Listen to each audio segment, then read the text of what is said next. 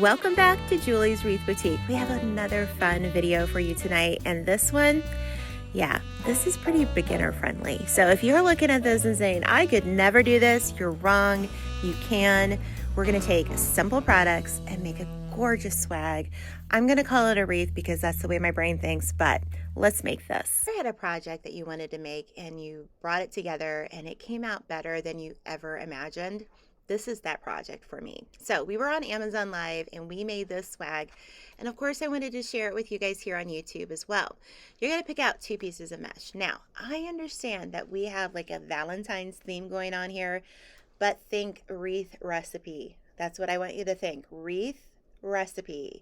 These are ideas that you can use in any season, any time of year. So for instance, we use what I had on hand, which were these pink meshes. This is a deco poly mesh.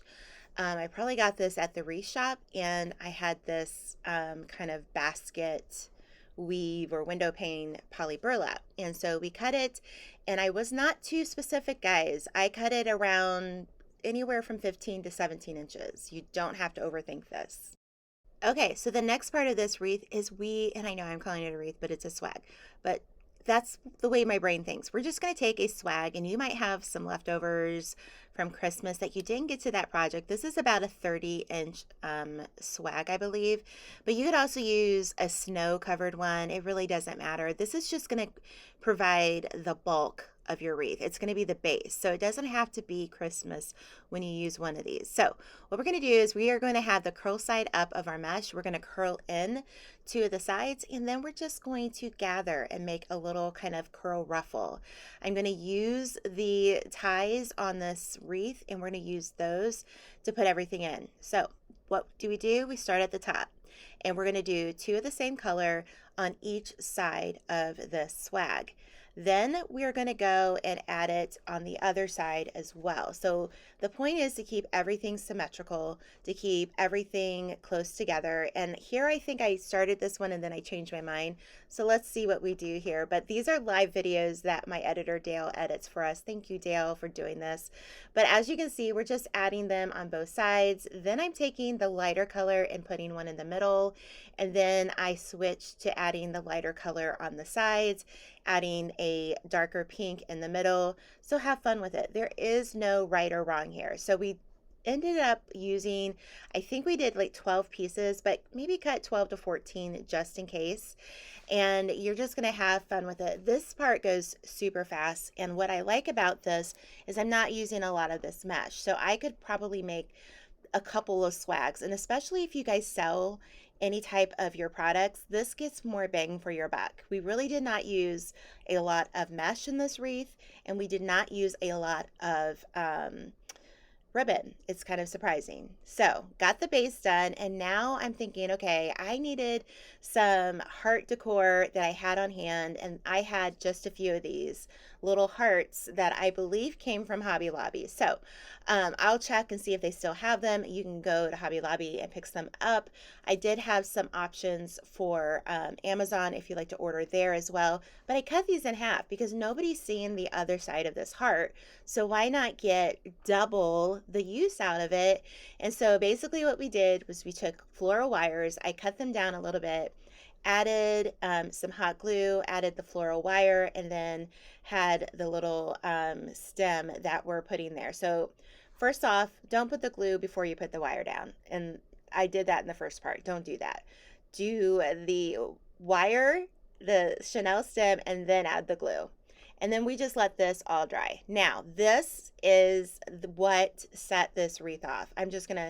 Let me just tell you, it was beautiful. I purchased this ribbon from Wreaths of Joy last year, and this was the best ribbon to work with.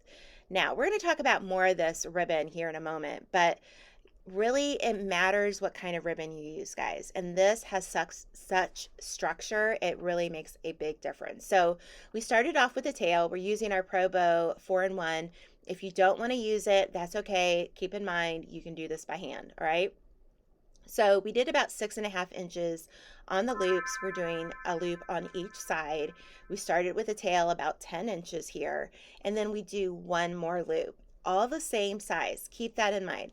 All those loops are the same, but here's where I stopped. I went ahead and I cut a longer piece of tail that's probably closer to 30 inches long because we want this to go from our bow down our swag, okay?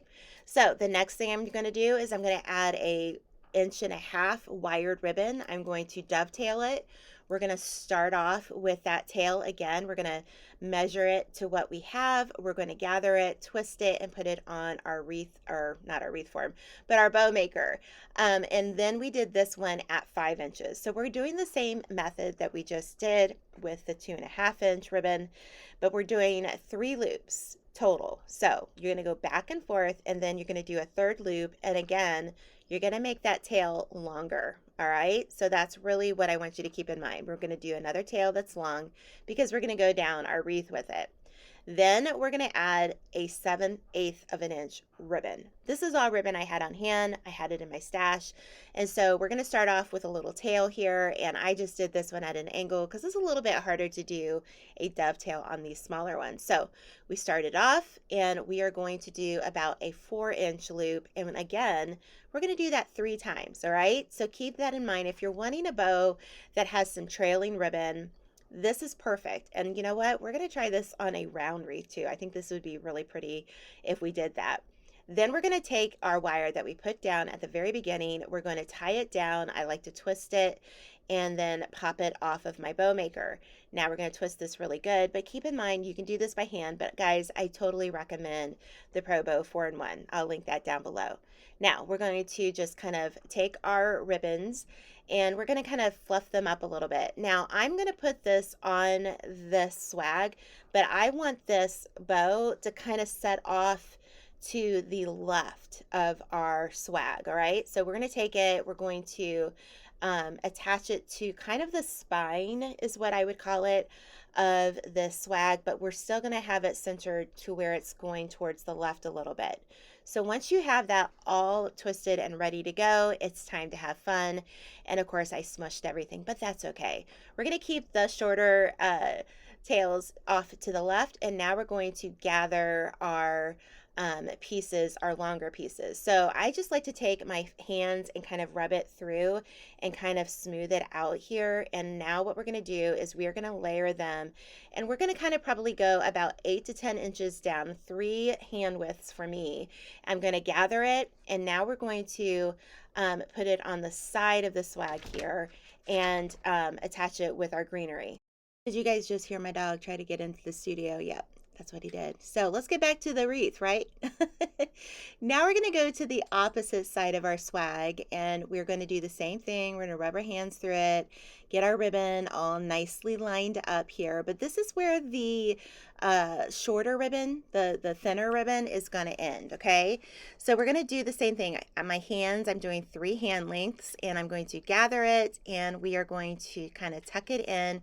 Where we already have some mesh, guys, we're going to just twist it in there. So it's going back and forth between the different sides of your swag. Now this is where we have the little piece here, and I'm just going to like roll it under. That's kind of like a new trend right now, is to kind of roll your ribbon under. And now we're going to take our ribbon and we're going to go back to the other direction, to the end of our wreath.